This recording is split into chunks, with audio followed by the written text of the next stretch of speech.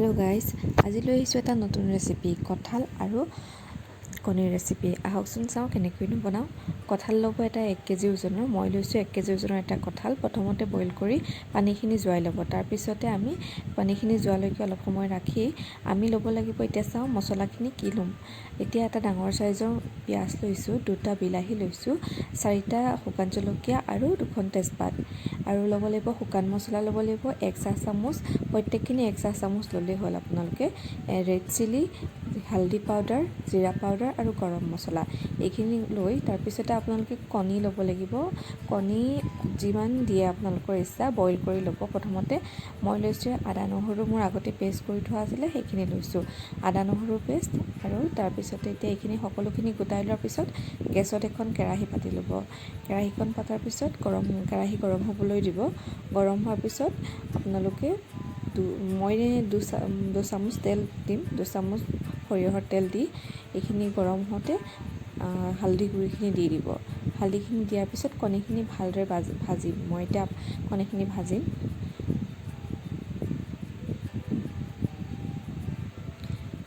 অলপমান নিমখ, মানে সোৱাদ অনুসৰি নিমখখিনি দিলেই হ'ল। নিমখ দি পেলাই ভালদৰে কণীখিনি ৰঙা হোৱালৈকে মই ভাজিম।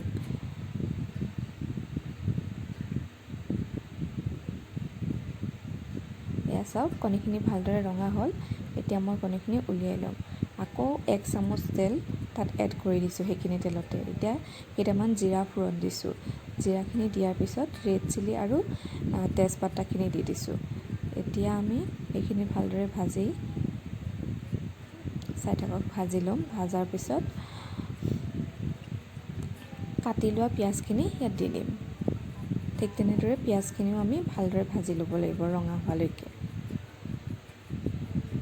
এতিয়া আমি পিঁয়াজখিনি সকলোখিনি একেলগে এনেকৈ ভাজিম।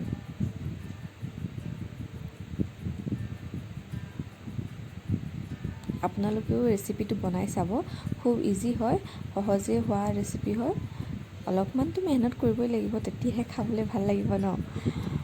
এতিয়া আমি বিলাহীখিনিও দি দিম ইয়াত।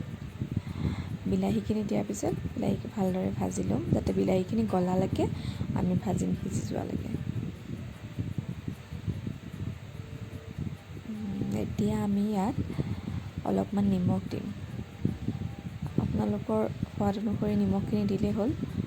এতিয়া নিমখ দিয়াৰ পিছত অলপমান পানী দি, মানে বিলাহীখিনি ভালদৰে গলালৈকে, পিঁয়াজখিনিতো অলপ ভালকৈ গলিব লাগিব, তেতিয়ালৈকে আমি ভাজিম এইখিনি। এতিয়া ঢাকোন দি অলপ সময় ভাজিম। ভালদৰে লৰাই ল'ব ঢাকোন খুলি, 2 মিনিটমান ঢাকোন লগাই পেলাই ভাজিব। এতিয়া আমি আদা নহৰু পেষ্ট 2 চামুচ দি দিম।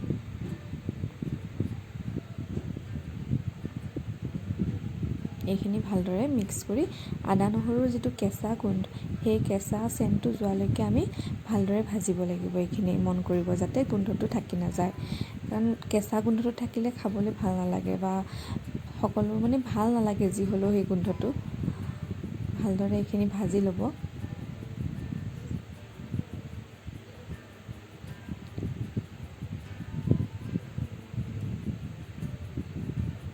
গেছটো আপুনি ল' মিডিয়াম এনেকুৱা ফ্লেমত ৰাখিব। এতিয়া আমি গোটেইখিনি গৰম মছলা দি দিম একেলগে। এইখিনিও ভালদৰে মিলাই ল'ম। মন কৰিব যাতে গেছটো আপুনি বেছি হাই কৰিও নাৰাখিব আৰু একদম ল' কৰিও নাৰাখিব। আপুনি জানিবইতো, মানে এটা মিডিয়াম হিচাপত গেছটো ৰাখিব, তেতিয়া আমাৰ মছলাখিনি তলত লাগি নধৰে।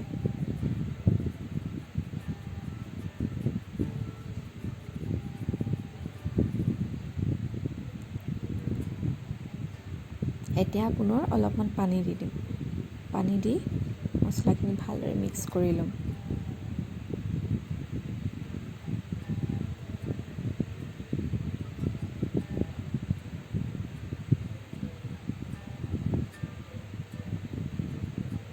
এতিয়া আমি ভালদৰে ঢাকোন লগাই অলপ সময় এইখিনি ভাজি ল'ম।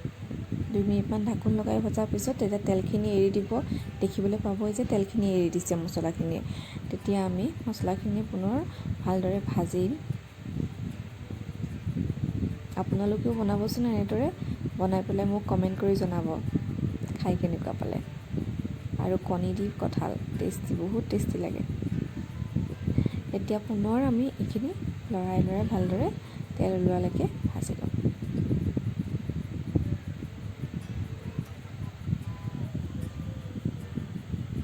এতিয়া আমি বইল কৰি ৰখা কঁঠালখিনি দি দিম।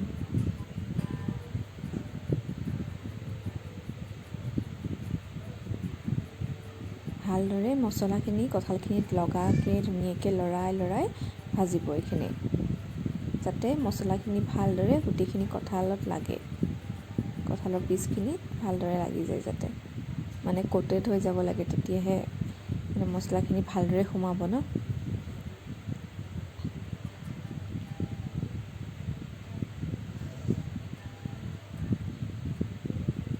দেখিছে কি ধুনীয়া কালাৰ হৈছে। এনেদৰে ভালদৰে ভাজি থাকিব। দেখিছে এতিয়া কি ধুনীয়া এটা হৈ গৈছে কঁঠালখিনি।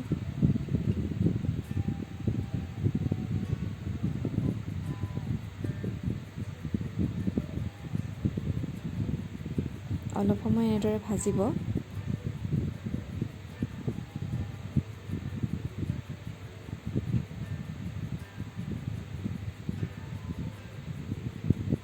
এতিয়া আমি ঢাকোন লগাই দিম এইখিনি।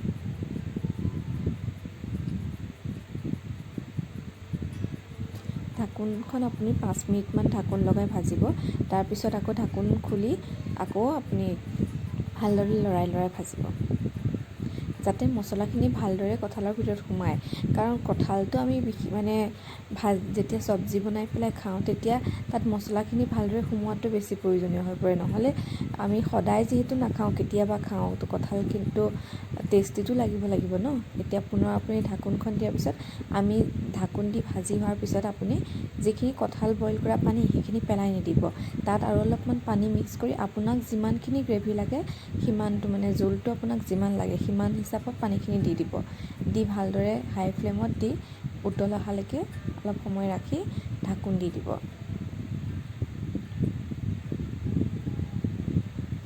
এতিয়া ঢাকোন আঁতৰাই আকৌ কণীখিনি, আমি যিখিনি কণী ভাজি ৰাখিছিলোঁ বইল কৰি, সেই কণীখিনি দি দিব।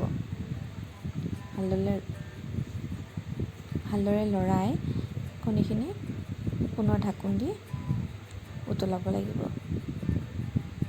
কণীখিনিতো মছলা যাতে সোমাই যায়।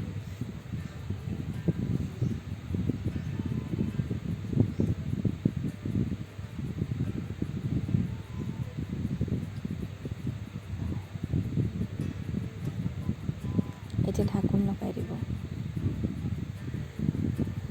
ঢাকোন খুলি পুনৰ 5 মিনিটমান সময় ঢাকোন লগাই পেলাই ৰাখিব। তাৰপিছতে আকৌ অলপ লৰাই এতিয়া আমি প্লেটিং কৰিম। এয়া চাওক কি ধুনীয়া কণী আৰু কঁঠালৰ তৰকাৰী। আপোনালোকে নিশ্চয় বনাই খাব, মোকো জনাবলৈ নাপাহৰিব। চাওকচোন কি ধুনীয়া লাগিছে। সকলোকে ধন্যবাদ জনাইছোঁ আৰু মোৰ চেনেলটো ছাবস্ক্ৰাইব কৰি দিব, লাইক কৰিব, কমেণ্ট কৰি জনাবলৈ নাপাহৰিব কেনেকুৱা লাগিছে। পুনৰ এটা ভিডিঅ'ৰ সৈতে লগ পাম।